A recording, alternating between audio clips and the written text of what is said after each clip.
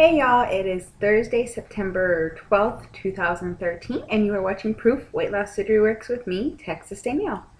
This week's question, hopefully I can answer it in the way that it goes in my head. We will see how it goes. This is accepting your size and shape. What does that mean to you? How do you live in the body and shape and skin you are living in today? What have you done or do you plan on continuing, or what have you done or do you plan on doing to continue working on accepting yourself? So, accepting my size and shape. Right now, I haven't accepted my size, but I love the shape of my body, if that makes sense. I have curves, I have a figure, and it looks great. However, in my mind, I still don't see what I look like. In my mind, I still see the girl who used to fill out this shirt. I mean, this is a work shirt, so I really don't care about my work clothes. It's whatever I'm there to work, not to get hit on. So I used to fit this shirt and fill it out. I mean, that's how I still see myself. And obviously, whenever I wear my clothes, my old work clothes, I know, hey, I have to button my button now because otherwise my girls are going to show. Or, hey, look, the top of the arm goes all the way down to my elbow. It's hard for me to actually accept my size. And Amy had mentioned looking at your clothes. I look at my clothes in my closet and I'm like, who the fuck wears those? Who the French wears that? Sorry guys. Who wears that? Because it ain't this girl. But I put it on and it fits. And as my clothes get looser, I'm like, all right. I need to buy new, smaller clothes. That's all good. What I'm doing now is I do a lot of photos. I look at them and I'm like, holy crap, that's me. I'm dealing with the skin. The skin was actually one thing I never thought of pre-op. I am 33 weeks post-op. God, like a year and a half into my journey, of my weight loss journey. And for some reason, the thought of excess skin never crossed my mind. Never. Until I started my journey. And then now I have my skin. I got the bat wings. And I know that this can be worked on some because I'm fairly young still. And my skin's pretty elastic still.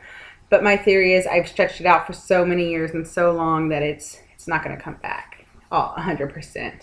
And here it is with my body median. This can go tighter, but otherwise my skin rolls on itself and it pinches itself. You know, I have it on my inner thighs, which is a spot I never thought I'd have excess skin. Is the top of my inner thighs, which is weird. I'm starting to get like excess skin here. I don't know what that's called, but there's extra skin there. Of course, extra skin on the belly, the shrinkles. I actually kind of like looking at my shrinkles because I'm like, hell yeah, that used to be full of skin and I like it. My double chin, or lack of, now is starting to just become skin. And I'm like, I'm only 26. I shouldn't have saggy skin under my chin, but I do, and I've done it to myself. So I see it as I need to accept it. I did it to myself, so I need to accept it. It'd be the same if you had a bad tattoo. You did it to yourself. You paid for it, so you got it. That's kind of how I see it. How I'm working on it is I'm working out. I'm working out right now mostly to lose. I have started incorporating weight training, and it's not really an extensive thing. I do kettlebell at home probably once a week, and whenever I go to the gym, I'll use the machines for some weights and on my arms, and I'm realizing I need to probably work out my legs a little bit more too. But this is all brand new to me. I have never been this small in my life that I can remember, obviously, except for the fact that I had to pass it to get to where I was, and I did that when I was younger. I'm smaller than I was my freshman year of high school, and that's the earliest I can remember caring about my clothing size, which is weird, but it was just clothes. That's what I wore. So this is all brand new. I don't remember. I do not remember being smaller than I am or where I was in high school. So everything is brand new to me. I'm not comfortable in my skin yet. My husband is the only one who really gets to see my excess skin. I say that, but yet I'm willing to show some of my really close friends, fellow weight loss surgery patients, but it's because they get it. I mean, obviously I show like my sister and stuff, and that's different. I don't go around showing a stranger my skin. But it's something that I'm having to work on and accept. And it's something I'm going to have to live with at least for probably the next 5 years. I want to have children, and I want to try to breastfeed. So if I get my girls worked on, because they're becoming socks and rocks, they are pretty much non-existent. They are skin now. It's skin.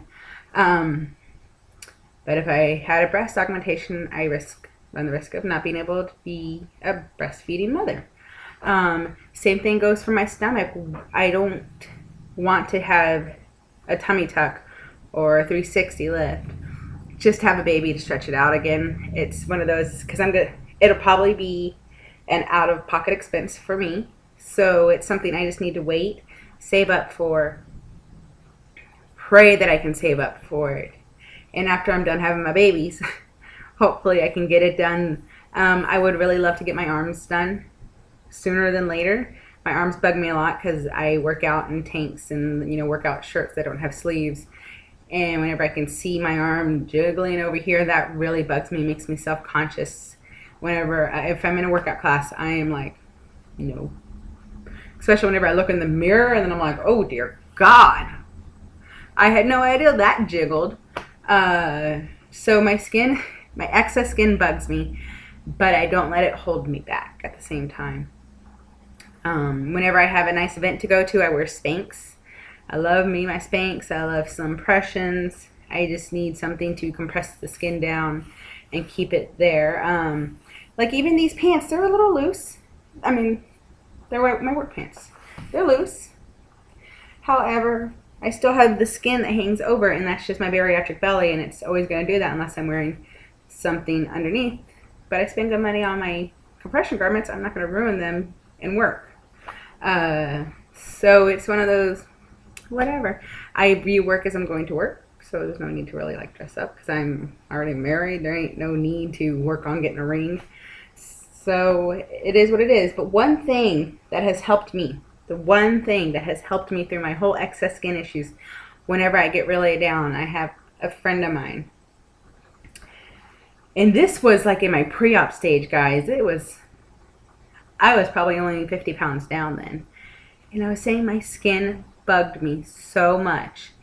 And she said, Danielle, girl, your husband's seen you at your biggest and naked at your biggest.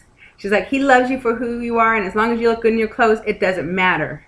You look good with your clothes on, and your husband loves you with your clothes off. And just like a light bulb went off in my head, and I'm like, oh my God, that's right. The one person who sees my body, and the one person I care about who sees my body, loves me, not my body. So that is, whenever I'm getting down, I remember, Danielle, you look good with your clothes on, and your husband's seen you at your worst, so it doesn't matter. So that is one thing. As long as you look good in your clothes, it doesn't matter. We got weight loss surgery not to run around naked. We got it to be healthy and to look slim and be trim and be fit. We didn't get it to run around naked, all right? So I just got to keep thinking, I look good in my clothes, and that's all that matters, at least for right now. So tune in next week, guys, for another proof weight loss surgery works, and hopefully all the mumbo jumbo in my head came out and across and was understandable. I will see you guys next week. Bye.